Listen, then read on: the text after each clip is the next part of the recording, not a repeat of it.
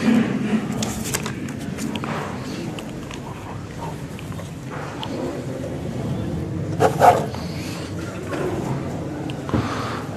باللہ من الشیطان الرجیم بسم اللہ الرحمن الرحیم الحمد للہ رب العالمین الرحمن الرحیم مالک یوم الدین ایاک نعبد و ایاک نستعین اہدنا الصراط المستقیم صراط الذين أنعمت عليهم غير المغضوب عليهم ولا الضالين.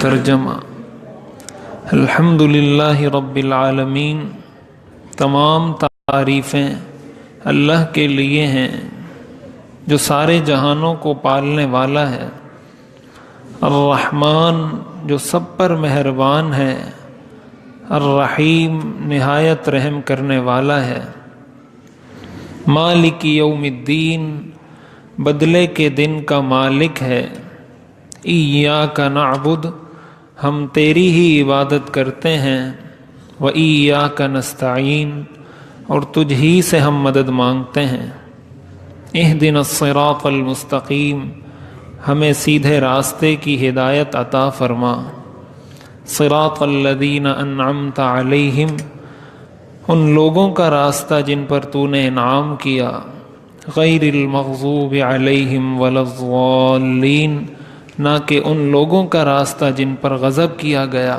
اور نہ ہی بھٹکے ہوئے لوگوں کا راستہ۔ انسان جب اللہ تعالیٰ سے دعا مانگتا ہے اہدنا الصراط المستقیم کہ یا اللہ مجھے سیدھا راستہ دکھا، مجھے سیدھے رستے پر چلا۔ اب سیدھے رستے پر اللہ تعالیٰ کس کو چلاتے ہیں، ہدایت کس کو عطا ہوتی ہے اور کون گمراہ ہوتا ہے، اس کے حوالے سے کافی کچھ تفصیل عرض کی جا چکی ہے۔ اب آگے اللہ تعالیٰ صراط مستقیم بتلا رہے ہیں انسان کو کہ صراط مستقیم ہے کیا، کون سا راستہ ہے جس کو صراط مستقیم کہا جائے گا اور کون سا راستہ ہے جو غلط ہوگا، جو گمراہی کا ہوگا۔ ہمارے پاس معیار کیا ہے، ترازو کیا ہے، کسوٹی کیا ہے، کس چیز پر ہم پرکھیں گے کہ یہ صراط مستقیم ہے اور یہ صراط مستقیم نہیں۔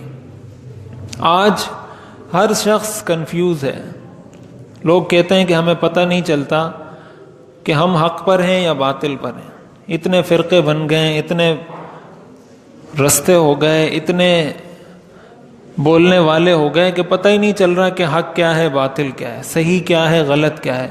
قرآن نے ہر چیز بتلائی ہے، کوئی چیز قرآن نے ایسی چھوڑی نہیں، اللہ تعالیٰ نے کوئی چیز ایسی چھوڑی نہیں جو اس امت کو بتائی نہ ہو، سکھائی نہ ہو۔ تو قرآن نے خود بتا دیا ہے کہ صراط مستقیم کیا ہوتا ہے۔ چنانچہ اللہ تعالیٰ فرماتے ہیں صراط الذین انعمت علیہم، کہ انسان جب اللہ سے دعا مانگے گا صراط مستقیم کی تو یہ دعا مانگے گا کہ یا اللہ مجھے ان لوگوں کے راستے پر چلا جن پر تو نے انعام کیا ہے۔ لہٰذا اس کا مطلب یہ ہوا کہ اگر کوئی شخص ان لوگوں کے راستے پر چل رہا ہے جن پر اللہ کا انعام ہوا ہے تو وہ ہدایت پر ہے۔ اس کا یہی مطلب ہوتا ہے کہ جب ہم اللہ تعالیٰ سے یہ دعا مانگتے ہیں کہ یا اللہ مجھے صراط مستقیم عطا فرما، صراط مستقیم پر چلا، اور آگے خود ہم اپنی دعا میں یہ کہتے ہیں اور اللہ تعالیٰ نے ہمیں یہ دعا قرآن میں سکھائی ہے، ہم ہر نماز کی ہر رکعت میں یہ پڑھتے ہیں کہ یا اللہ مجھے جو صراط مستقیم چاہیے، وہ صراط مستقیم، وہ حق کا راستہ چاہیے جس پر تیرے وہ بندے چلے ہوں، جو راستہ تیرے ان بندوں نے اختیار کیا ہو جن پر تو نے انعام کیا ہے۔ لہٰذا وہی حق کا راستہ ہے۔ انسان جب کسی راستے پر چلتا ہے تو اگر ایک راستہ ایسا ہے کہ جو سنسان ہے اور اس راستے پر کبھی کوئی چلا نہیں تو وہ راستہ اس کے لیے خطرناک ہوتا ہے۔ اس راستے میں اس کے بھٹکنے کا بھی امکان ہے کہ یہ کہیں بھٹک جائے یا اپنی منزل پر نہ پہنچ پائے، اس لیے کہ اس نے جس راستے کا انتخاب کیا ہے، یہ جس راستے پر چلا ہے، اس سے پہلے اس راستے پر کوئی گیا نہیں ہے، تو یہ اس راستے پر چل پڑا، اس کا مطلب اس کا منزل پہ پہنچنا بہت ہی مشکل ہے۔ اور ایک راستہ وہ ہے جس کے بارے میں دنیا کے سارے لوگ جانتے ہوں کہ یہ وہ راستہ ہے، یہ وہ شاہراہ ہے، یہ وہ سڑک ہے کہ اس پر چلنے والے ہزاروں لوگ اب تک اپنی منزل کو پہنچ چکے ہیں۔ تو اس راستے پر جو شخص چلے گا، اس کا تو اپنی منزل پر پہنچنا کم از کم اس راستے کی حد تک یقینی ہے کہ یہ راستہ اس کو بھٹکائے گا نہیں، یہ راستہ اس کو سیدھا اپنی منزل پر لے جائے گا۔ تو دینی معاملات کے اندر بھی، شریعت کے اندر بھی بہت سارے راستے انسان کو نظر آتے ہیں۔ قرآن کریم میں اللہ تعالیٰ نے ارشاد فرمایا وَأَنَّ هَذَا صِرَاطِي مُسْتَقِيمًا فَاتَّبِعُوهُ وَلَا تَتَّبِعُوا السُّبُلَ، کہ جو صراط مستقیم ہے اس پر چلو، یہ جو آس پاس کے دائیں بائیں اور رستے نکلے ہوئے ہیں دین کے نام پر، شریعت کے نام پر، قرآن کے نام پر، حدیث کے نام پر، مذہب کے نام پر، اسلام کے نام پر، لیکن وہ صراط مستقیم نہیں، تو ان رستوں پر مت چلو، فَتَفَرَّقَ بِكُمْ عَنْ سَبِيلِهِ، ورنہ تمہیں اپنی منزل سے، اپنے رستے سے ہٹا دیں گے۔ تو ایک تو ہمیں اس سے یہ بات سمجھ آئی کہ ہم ان لوگوں کے راستے پر چلنا چاہتے ہیں جن پر اللہ کا انعام ہوا ہے، لہذا ایک تو یہ بات اس سے بہت واضح ہو کر سمجھ آ جاتی ہے کہ ہمیں انہی لوگوں کے رستے پر چلنا ہے۔ عموماً جب بات کی جاتی ہے تقلید کی کہ بھائی آپ کس کو مانتے ہیں، آپ امام ابو حنیفہ رحمۃ اللہ علیہ کو مانتے ہیں اور میں محمد صلی اللہ علیہ وسلم کو مانتا ہوں، آپ اپنے آپ کو کہتے ہیں کہ میں حنفی ہوں، آپ یہ کیوں نہیں کہتے کہ میں محمدی ہوں؟ تو اس کا جواب قرآن کی اس آیت میں موجود ہے کہ ہم نے اہدنا الصراط المستقیم کے بعد ہم یہ نہیں پڑھتے صراط محمد، قرآن نے ہمیں یہ سکھایا نہیں ہے صراط محمد، قرآن نے ہمیں سکھایا ہے صراط الذین انعمت علیہم، یہ جمع کا صیغہ ہے، ایک نہیں ہے، کہ ان لوگوں کا راستہ جن پر تو نے انعام کیا۔ اور قرآن کریم نے دوسری جگہ بتلا بھی دیا کہ انعام کن لوگوں پر ہوا ہے، سورہ نساء کی آیت ہے، اللہ تعالیٰ ارشاد فرماتے ہیں وَمَن يُطِعِ اللَّهَ وَالرَّسُولَ فَأُولَئِكَ مَعَ الَّذِينَ انعم اللہ علیہم من النبیین والصدیقین والشہداء والصالحین، کہ جو اللہ اور اس کے رسول کی اطاعت کرے گا، جو قرآن پر عمل کرے گا، جو حضور علیہ الصلاۃ والسلام کی سنتوں پر عمل کرے گا، یہ شخص ان لوگوں کے ساتھ ہوگا جن پر اللہ نے انعام کیا ہے۔ اور اللہ نے کن لوگوں پر انعام کیا ہے؟ من النبیین، انبیاء پر احسان کیا ہے، انعام کیا ہے، والصدیقین، اور صدیقین پر انعام کیا ہے، والشہداء، اور جو اللہ کی راہ میں جانیں دیتے ہیں ان پر انعام کیا ہے، والصالحین، اور اللہ نے اپنے نیک بندوں پر انعام کیا ہے۔ تو گویا اللہ تعالیٰ نے بتلا دیا کہ ان چار لوگوں پر میں نے انعام کیا ہے۔ تو ہم جب نماز میں یہ دعا کرتے ہیں صراط الذین انعمت علیہم، کہ یا اللہ ہمیں ان لوگوں کے رستے پر چلا جن پر تو نے انعام کیا، تو گویا ہم اپنی دعا کے اندر یہ دعا مانگ رہے ہیں کہ یا اللہ مجھے انبیاء کے رستے پر چلا۔ ہم اپنی دعا میں، اپنی نماز میں یہ دعا مانگ رہے ہیں کہ یا اللہ مجھے صدیقین کے راستے پر چلا۔ ہم اپنی نماز کے اندر یہ دعا مانگ رہے ہیں کہ یا اللہ مجھے شہداء کے راستے پر چلا۔ ہم اپنی نماز میں یہ دعا مانگ رہے ہیں کہ یا اللہ مجھے اپنے نیک بندوں کے راستے پر چلا۔ تو جن ائمہ کی تقلید کی جاتی ہے، امام ابو حنیفہ رحمۃ اللہ علیہ، امام شافعی رحمۃ اللہ علیہ، امام احمد بن حنبل، امام مالک رحمہم اللہ، یہ سارے لوگ انہی نیک بندوں میں سے ہیں، انہی صالحین میں سے ہیں جن کو اللہ تعالیٰ نے اس دین کا، قرآن و سنت کا صحیح فہم اور صحیح سمجھ عطا فرمائی تھی۔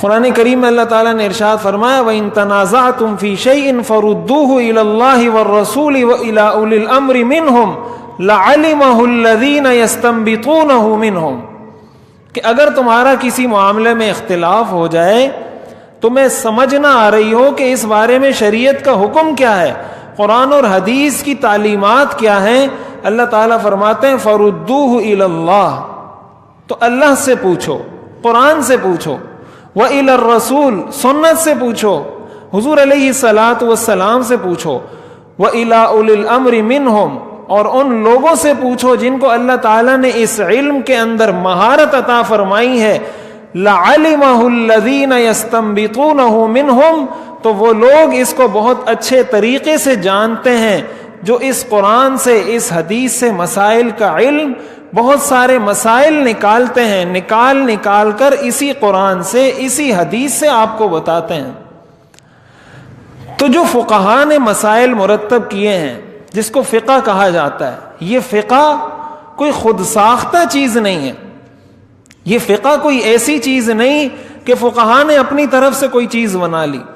اب ظاہر بات ہے کہ قرآن کریم کے اندر اور احادیث مبارکہ کے اندر دنیا کے تمام مسائل کے اصول تو بتلا دیے گئے ہیں، لیکن ہر مسئلے کی ایک ایک جزئی کو، ایک ایک مسئلے کو، ایک ایک تفصیل کو بیان نہیں کیا گیا۔ قرآن نے ہمیں اصول بتایا، حدیث میں ہمیں اصول بتلا دیے گئے، ان اصولوں کو سامنے رکھتے ہوئے فقہا نے یہ فقہ کی کتاب مرتب کی ہے۔ اگر ہم یہ چاہیں کہ ہمیں ہر چیز قرآن سے چاہیے، ہر چیز ہمیں حدیث سے ملے گی، تو ذرا ہمیں یہ بتایا جائے کہ یہ پنکھا ہم استعمال کرتے ہیں، اس کا ذکر قرآن میں یا حدیث میں کہاں ہے؟ آیا یہ پنکھے کا استعمال جائز ہے یا ناجائز ہے؟ اس پنکھے کا لفظ تو قرآن حدیث میں نہیں آیا۔ جو پنکھا ہم استعمال کرتے ہیں، یہ بلب ہم استعمال کرتے ہیں، یہ بلب استعمال کرنا جائز ہے یا ناجائز ہے؟ قرآن میں تو اس بلب کا، یہ انرجی سیور کا یا 25 واٹ کے بلب کا یا 50 واٹ کے بلب کا قرآن میں تو کہیں ذکر نہیں، حدیث میں بھی اس کا ذکر نہیں۔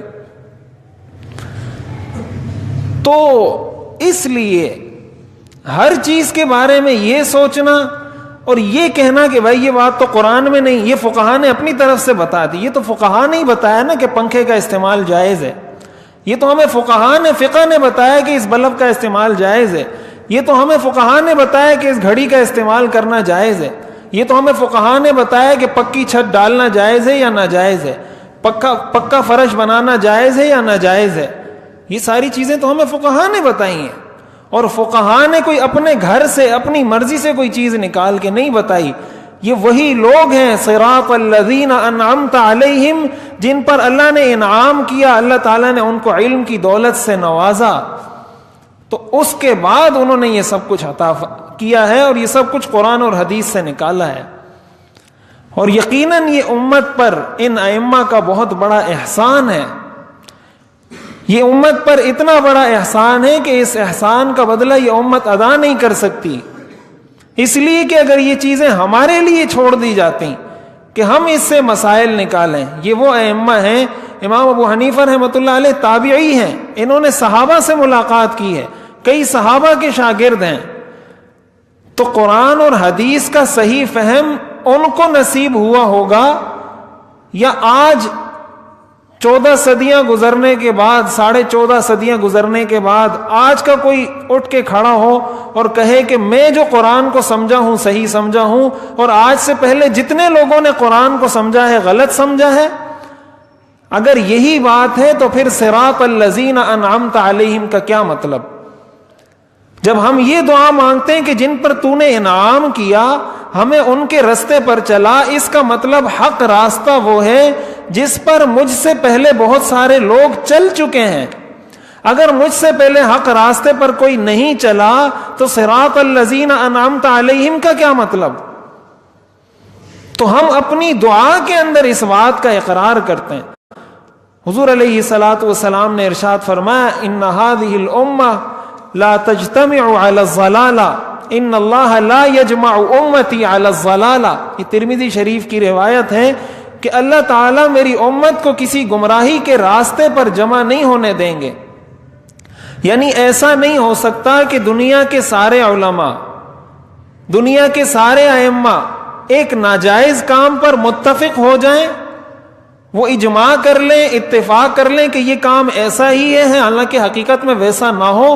آپ نے فرمایا ایسا میری امت میں نہیں ہو سکتا، اور آپ نے فرمایا ید اللہ علی الجماع، اللہ کا ہاتھ جماعت پر ہے، اللہ کا ہاتھ اتفاق اور اتحاد اور اس چیز کے ساتھ ہے، اللہ کی مدد جس کو امت کے اجماعی ضمیر نے قبول کیا ہو۔ تو اس لیے قرآن اور حدیث کے نام سے یہ جو بات کی جاتی ہے نا کہ میں جو قرآن سے سمجھا ہوں یہ صحیح سمجھا ہوں، اور آج تک جو کتابوں میں لکھا ہوا ہے، جو تفسیروں میں لکھا ہوا ہے، جو کتب حدیث میں لکھا ہوا ہے، جو فقہ کی کتابوں میں لکھا ہوا ہے، یہ سارا غلط ہے، اور آج میں نیا پیدا ہوا ہوں کہ مجھے قرآن صحیح سمجھ آیا۔ جنہوں نے صحابہ کو دیکھا، جنہوں نے تابعین کو دیکھا، ان کو سمجھ نہیں آیا تھا۔ ظاہر ہے یہ قرآن کی اس آیت کے منافی ہے، صراط الذین انعمت علیہم، اس آیت سے یہ متصادم ہے۔ تو ایک تو اس بات کو اچھے طریقے سے سمجھنا چاہیے کہ فقہ یہ قرآن اور حدیث سے الگ کوئی چیز نہیں ہے۔ ہم کتنے مسائل بیان کرتے ہیں، کتنے مسائل کی ہمیں ضرورت پڑتی ہے، روزانہ سینکڑوں کی تعداد میں نئے نئے مسائل وجود میں آ رہے ہیں۔ اگر یہ فقہ ہمارے پاس نہیں ہوتی، اگر ان ائمہ متبوعین کی، ان فقہائے کرام کے یہ احسان اس امت پر نہیں ہوتے، تو ہم ان مسائل کو خود قرآن اور حدیث سے نکالنے کے اہل، اور اتنی ہم میں اس بات کی صلاحیت نہیں تھی کہ ہم خود ان چیزوں کو سمجھ سکتے۔ تو اس لیے جس چیز کو امت کے اجماع نے قبول کیا ہے، جس چیز کو امت نے قبول کیا ہے، امت کے ائمہ نے قبول کیا ہے، اس کا مطلب یہ چیز قرآن اور حدیث سے ثابت ہے۔ علامہ انور شاہ کشمیری رحمہ اللہ کے بارے میں آتا ہے، ان کو اللہ تعالیٰ نے بہت غضب کا حافظہ عطا فرمایا تھا۔ ایسا حافظہ ان کو اللہ نے عطا فرمایا تھا کہ جو چیز ایک دفعہ پڑھ لیتے تھے وہ بھولتے نہیں تھے۔ پھر وہ کہتے تھے میں اس لیے اخبار پڑھتا نہیں ہوں کہ جب اخبار پڑھ لیتا ہوں تو اس کا ایک ایک حرف میرے ذہن میں بیٹھ جاتا ہے، پھر میں تنگ ہوتا ہوں کہ یہ میں نے کیوں پڑھا ہے۔ ذہن میں ایک ایک چیز جو پڑھتے تھے محفوظ ہو جاتے تھے۔ ان کو چلتی پھرتی لائبریری کہا جاتا تھا۔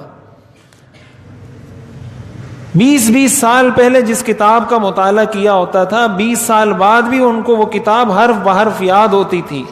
ایسا حافظہ ان کو اللہ نے عطا فرمایا تھا۔ فقہ کے اندر، حدیث کے اندر بہت اعلیٰ مہارت اللہ تعالیٰ نے عطا فرمائی تھی۔ وہ کہتے ہیں میں نے ایک دفعہ یہ سوچا کہ میرے کو جو اللہ تعالیٰ نے اتنا علم عطا کیا ہے تو میرے لیے تو شاید تقلید جائز نہیں ہوگی، میں خود قرآن اور حدیث سے کوئی مسائل نکالتا ہوں، خود دیکھتا ہوں، خود سوچوں گا کہ یہ مسئلہ قرآن اور حدیث کے مطابق ہے یا نہیں۔ کہتے ہیں میں نے ایک مسئلے کو لیا اور اس پر قرآن کی آیات جمع کی، احادیث جمع کی، صحابہ کرام کے عمل کو دیکھا کہ صحابہ کا اس بارے میں عمل کیا تھا، کس صحابی کا کیا قول ہے، ساری چیزیں۔ اتنا ذہین آدمی، کہتے ہیں میں نے 4 مہینے محنت کی ایک مسئلے پر 4 مہینے لگا رہا، کہیں سے احادیث تلاش کر رہا ہوں، کہیں سے صحابہ کا قول تلاش کر رہا ہوں، کہیں سے صحابہ کا عمل تلاش کر رہا ہوں۔ 4 مہینے بعد میں ایک نتیجے پر پہنچا کہ یہ مسئلہ یوں ہے۔ کہتے ہیں اس کے بعد میں نے فقہ کی کتاب اٹھا کر دیکھی تو اس میں وہ مسئلہ اسی طرح لکھا ہوا تھا۔ تو میں نے کہا یہ تو میں اپنا وقت ضائع کر رہا ہوں، 4 مہینے میں نے محنت کی، میں اس نتیجے پر پہنچا ہوں، اور امام ابو حنیفہ رحمۃ اللہ علیہ نے مجھے پہلے سے بتا دیا ہے کہ یہ مسئلہ اس طرح ہے، تو میں اپنی زندگی کا یہ وقت کسی اور کام میں کیوں نہ لگاؤں؟ تو اس لیے صراط الذین انعمت علیہم جب ہم کہتے ہیں کہ یا اللہ مجھے ان لوگوں کے راستے پر چلا جن پر تو نے انعام کیا، تو اس کے اندر یہ بات خود بخود آ جاتی ہے۔ لہٰذا تقلید کے بارے میں یہ کہنا کہ یہ شرک ہے، اللہ کے ساتھ کسی کو شریک ٹھہرانا ہے، یہ ناجائز ہے، یہ بدعت ہے، یہ بالکل غلط بات ہے۔ اس وقت امت کے پاس اس کے علاوہ کوئی چارہ نہیں کہ وہ تقلید کرے ان ائمہ کی جنہوں نے قرآن اور حدیث سے مسائل مستنبط کیے ہیں۔ یہی اس امت کے پاس ایک راستہ ہے۔ کیوں؟ وجہ اس کی یہ ہے کہ ان ائمہ پر امت کا اجماع ہو چکا ہے۔ یہ بات میں نے پہلے عرض کی کہ حدیث میں آیا ہے کہ یہ امت کسی غلط بات پر جمع نہیں ہو سکتی، اور یہ امت اس بات پر جمع ہو گئی ہے، اس بات پر امت کا اتفاق ہو چکا ہے کہ حق انہی 4 ائمہ کے ساتھ ہے. اس بات پر امت کا اتفاق ہے، اس بات پر امت کا اجماع ہے کہ حق ان 4 ائمہ کے ساتھ ہے. جب اس پر امت کا اجماع ہو چکا ہے تو اب ان 4 ائمہ سے باہر نکل کر کوئی اور راستہ اختیار کرنا یہ جائز نہیں ہو سکتا. اس کے علاوہ اگر کوئی راستہ اختیار کیا جائے گا وہ گمراہی کا ہوگا، اس میں انسان بھٹکے گا، وہ قرآن اور حدیث کے مطابق نہیں ہوگا، اگرچہ اس کو عنوان، اس کو لیبل آپ کچھ بھی دے دیں. تو اس لیے اس حوالے سے طرح طرح کی چیزیں پھیلائی جاتی ہیں، کنفیوز کیا جاتا ہے لوگوں کو کہ قرآن میں یہ آیا ہے اور فقہ یہ کہتی ہے، حدیث میں یہ آیا ہے اور فقہ یہ کہتی ہے. اب ظاہر ہے جس کو بتایا جا رہا ہے اس کو یہ تو پتہ نہیں کہ یہ حدیث کب کی ہے، آیا یہ منسوخ ہوئی ہے یا نہیں، اس کا حکم آیا صحابہ کے ساتھ خاص تھا یا پوری امت کے لیے یہ حکم ہے، آیا یہ حدیث کسی خاص موقع پر نازل ہوئی تھی اور کسی خاص موقع پر آپ نے یہ بات کی تھی، یا اس کا تعلق پوری امت کے ساتھ ہے. اب یہ ساری باتیں تو سننے والے کو پتہ نہیں، اور بتانے والا تو اس کو ایک مسئلہ بتا دے گا اور ایک حدیث بتا دے گا. بعض دفعہ پوسٹیں آتی ہیں فیس بک پر، لوگ شیئر کرتے ہیں، ایک طرف لکھا ہوتا ہے حدیث نبوی، دوسری طرف لکھا ہوتا ہے فقہ حنفی. یہ عجیب ایک طرز عمل چل پڑا ہے، یعنی ایک طرف حدیث لکھی ہوگی، دوسری طرف فقہ کا مسئلہ لکھا ہوگا کہ فقہ میں یہ بتایا جاتا ہے اور حدیث میں یہ. اب احادیث کے اندر بہت ساری چیزیں ایسی ہیں جن کا تعلق یا تو کسی خاص زمانے کے ساتھ ہے یا وہ احادیث منسوخ ہو چکی ہیں. بہت ساری چیزیں دیکھی جاتی ہیں، اس کے بعد کسی چیز کا فیصلہ کیا جاتا ہے. پہلی بات تو یہ کہ اس حدیث کی سند کی حیثیت کیا ہے. یہ چونکہ علمی باتیں، شاید پتہ نہیں آپ کو بہت تفصیل کے ساتھ یہ بات سمجھ آئے یا نہ آئے، لیکن میں ایک دفعہ عرض اس لیے کرنا چاہ رہا ہوں کہ یہ بات پتہ ہونی چاہیے کہ حق کیا ہے اور غلط کیا ہے، صحیح کیا ہے اور غلط کیا ہے. حدیث کے بارے میں آپ کو یہ تو بتا دیا گیا کہ یہ حدیث ہے. اب آیا یہ حدیث صحیح ہے؟ حدیث کی بہت ساری کیٹیگریز ہیں. ایک حدیث صحیح ہوتی ہے، پھر صحیح کی 2 کیٹیگریز ہیں، ایک حدیث صحیح لنفسہ ہوتی ہے، ایک صحیح لغیرہ ہوتی ہے. پھر حدیث کی دوسری قسم حدیث حسن ہوتی ہے، حدیث حسن لنفسہ ہوتی ہے، حدیث حسن لغیرہ ہوتی ہے. پھر ایک حدیث ضعیف ہوتی ہے. پھر حدیث ضعیف کی بہت ساری قسمیں، اس کے اندر ضعف کتنا ہے، آیا یہ حدیث قابل استدلال ہے یا نہیں. کچھ احادیث موضوع ہوتی ہیں جو اپنی طرف سے لوگوں نے گڑھ لی ہیں، اس کا کوئی وجود ہی نہیں ہوتا، اس کو علماء نے الگ کتابوں میں جمع کیا ہے کہ یہ ساری احادیث موضوع ہیں، یہ حضور علیہ الصلوۃ والسلام کے فرامین نہیں ہیں. اب ہر حدیث سے آپ کوئی مسئلہ ثابت نہیں کر سکتے. سب سے پہلے تو یہ دیکھا جاتا ہے کہ آیا یہ حدیث اس کیٹیگری کی ہے سند کے لحاظ سے کہ اس سے کوئی مسئلہ ثابت کیا جا سکے یا نہیں. اب سننے والے کو کیا پتا کہ یہ حدیث صحیح ہے، ضعیف ہے، حسن لذاتہ ہے، حسن لغیرہ، اس کو تو کچھ نہیں پتا. اس کو تو بتا دیا کہ یہ حدیث ہے اور یہ فقہ حنفی ہے. اب وہ پریشان ہو جاتا ہے. تو اس لیے 2 طریقے ہیں. ایک طریقہ تو یہ ہے کہ انسان یہ کہے کہ میں کسی کی نہیں مانتا. اس کا حل یہ ہے کہ پھر وہ خود پڑھے، صرف پڑھے، نحو پڑھے، عربی گرامر پڑھے، عربی کے جو علوم ہیں، بلاغت، معانی، بدیع، بیان، منطق، فلسفہ، یہ ساری چیزیں پڑھے، ساری چیزیں خود پڑھے. عربی گرامر اچھے طریقے سے پڑھے، اس کو پتہ چلے کہ الف لام جب کسی حرف کے شروع میں، کسی لفظ کے شروع میں آتا ہے تو الف لام کا مطلب کیا ہوتا ہے، اور جب الف لام نہیں آتا، آخر میں تنوین آتی ہے تو اس کا کیا مطلب ہوتا ہے. عربی کو گہرائی سے سمجھے. اس کے بعد حدیث کی کتابوں کا مطالعہ کرے، اس کے بعد حدیث کی جو شروحات لکھی گئی ہیں اس کا مطالعہ کرے، اور اس کے بعد ان ساری چیزوں کو دیکھنے کے بعد پھر کہے کہ ہاں میں اس نتیجے پر پہنچا ہوں. تو اس لیے اس حوالے سے بالکل سرسری بات پر جزبز ہو جانا، کنفیوز ہو جانا، پریشان ہو جانا کہ یہ کیا معاملہ ہے، یہ ایسا نہیں ہے. یہ فقہ کی بنیادیں بہت مضبوط ہیں، بہت مضبوط بنیادیں ہیں فقہ کی، اور ساری کی ساری بنیادیں اس کی قرآن اور حدیث پر ہیں. یہ قرآن اور حدیث سے خارج کوئی چیز نہیں ہے. قرآن اور حدیث ہی سے مسائل مستنبط کر کے امت کو بتائے گئے ہیں اور امت اس کی تقلید کر رہی ہے. تو اس لیے ائمہ اربعہ کی تقلید شرک نہیں ہے. ائمہ اربعہ کی تقلید واجب ہے, لازم ہے, اس کے بغیر کوئی چارہ نہیں ہے. اس لیے کہ جو تقلید نہیں کرے گا, جو یہ کہا جاتا ہے نا کہ ہم تقلید نہیں کرتے, تقلید وہ بھی کرتے ہیں. اس لیے کہ جو آپ کو مسئلہ بتا رہا ہے اس کو خود کتنا پتا ہے قرآن کا, حدیث کا خود کتنا پتا ہے, اس کو خود عربی کتنی آتی ہے, اس کو عربی گرامر خود کتنی آتی ہے, بلاغت, معانی, بدیع, اس کو عربی کے علوم خود کتنے آتے ہیں. اس نے تو خود کسی سے سنا, 4 حدیثیں یاد کر لی, 5 حدیثیں یاد کر لی, 10 حدیثیں یاد کر لی, اور اب کسی کے سامنے بھی جا کے سنا رہا ہے. ذرا سا اس حدیث سے اس کو ہٹاؤ کہ اس حدیث سے ہٹ کر اس حدیث پر آؤ, کچھ بھی پتہ نہیں.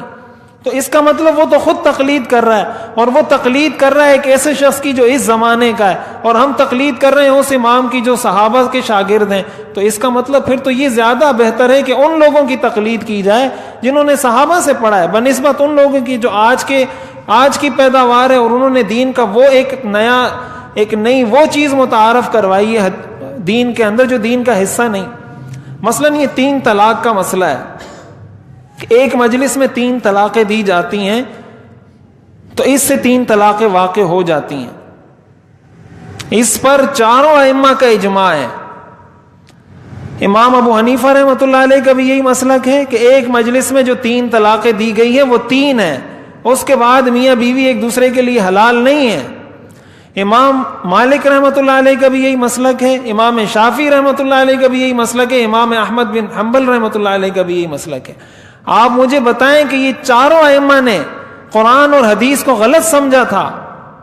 امام ابو حنیفہ نے بھی غلط سمجھا, امام مالک نے بھی غلط سمجھا, امام احمد نے بھی غلط سمجھا, امام شافعی رحمۃ اللہ علیہ نے بھی غلط سمجھا. آج کا کوئی مولوی اٹھ کر, آج کا کوئی متجدد اٹھ کر کہتا ہے کہ میں قرآن اور حدیث کو زیادہ اچھا سمجھاؤں, 3 طلاقیں 3 نہیں ہوتی, 3 طلاقیں 1 ہوتی ہیں. تو یہ چاروں ائمہ غلط تھے. اس کا مطلب امت کا اجماع ایک غلط چیز پر ہوا. اب بات آتی ہے حدیث کی. حدیث کی بات کرتے ہیں. حدیث میں تو کہا گیا لا تجتمع امتی علی الضلالہ, میری امت ضلالت پر جمع نہیں ہو سکتی. امت تو اس چیز پر جمع ہو گئی ہے, آپ اس کے مقابلے میں ایک نئی چیز لا رہے ہیں. حدیث تو اس چیز کے منافی ہے کہ امت ایک غلط بات پر جمع کیسے ہو گئی. تو اس لیے ان چیزوں کو یا تو انسان گہرائی سے خود سمجھے, خود وقت نکالے, خود پڑھے, خود سمجھے, علماء کے پاس بیٹھے, اور یا پھر جو مستند علماء کی جانب سے قرآن اور حدیث کی روشنی میں جو رہنمائی فراہم کی جائے اس پر عمل کیا جائے. صراط الذین انعمت علیہم, ان لوگوں کا راستہ جن پر اللہ نے انعام کیا ہے, یہ وہی لوگ ہیں. من یطع اللہ والرسول فاولئک مع الذین انعم اللہ علیہم من النبیین والصدیقین والشہداء والصالحین. ان لوگوں کے رستے پر چلنے کی ہم ہر نماز میں دعا کرتے ہیں, اور الحمدللہ انہی کے رستے پر ہم چل رہے ہیں. اللہ تعالی ہمیں اسی راستے پر استقامت نصیب فرمائے. جس طریقے سے فتنوں نے سر اٹھایا ہے, اللہ تعالی ہمیں ان ساری چیزوں سے محفوظ فرمائے. مزید اس کے اندر بہت کچھ تفصیل ہے, انشاءاللہ وہ اگلے درس میں عرض کر دیں گے. ترجمہ کر کے پھر دعا کرتے ہیں. الحمدللہ رب العالمین, تمام تعریفیں اللہ کے لیے ہیں جو سارے جہانوں کو پالنے والا ہے. الرحمن, جو سب پر مہربان ہے. الرحیم, نہایت رحم کرنے والا ہے. مالک یوم الدین, بدلے کے دن کا مالک ہے. ایاک نعبد, ہم تیری ہی عبادت کرتے ہیں. وایاک نستعین, اور تجھ ہی سے مدد مانگتے ہیں. اہدنا الصراط المستقیم, ہمیں صراط مستقیم کی ہدایت عطا فرما. صراط الذین انعمت علیہم, ان لوگوں کا راستہ جن پر تو نے انعام کیا. غیر المغضوب علیہم ولا الضالین, نہ کہ ان لوگوں کا راستہ جن پر غضب کیا گیا اور نہ ہی بھٹکے ہوئے لوگوں کا راستہ. الحمدللہ رب العالمین, والصلاۃ والسلام علی رسولہ محمد وآلہ واصحابہ اجمعین. ربنا آتنا فی الدنیا حسنہ وفی الآخرة حسنہ وقنا عذاب النار. ربنا لا تزغ قلوبنا بعد إذ هديتنا وهب لنا من لدنك رحمة إنك أنت الوهاب. اللهم إنا نسألك العفو والعافية في الدنيا والآخرة. اللهم إنا نسألك العفو والعافية في ديننا ودنيانا وأهلنا وأموالنا وأولادنا. يا حي يا قيوم برحمتك نستغيث أصلح لنا شأننا كله ولا تكلنا إلى أنفسنا طرفة عين. سبحان ربك رب العزة عما يصفون وسلام على المرسلين والحمد لله رب العالمين.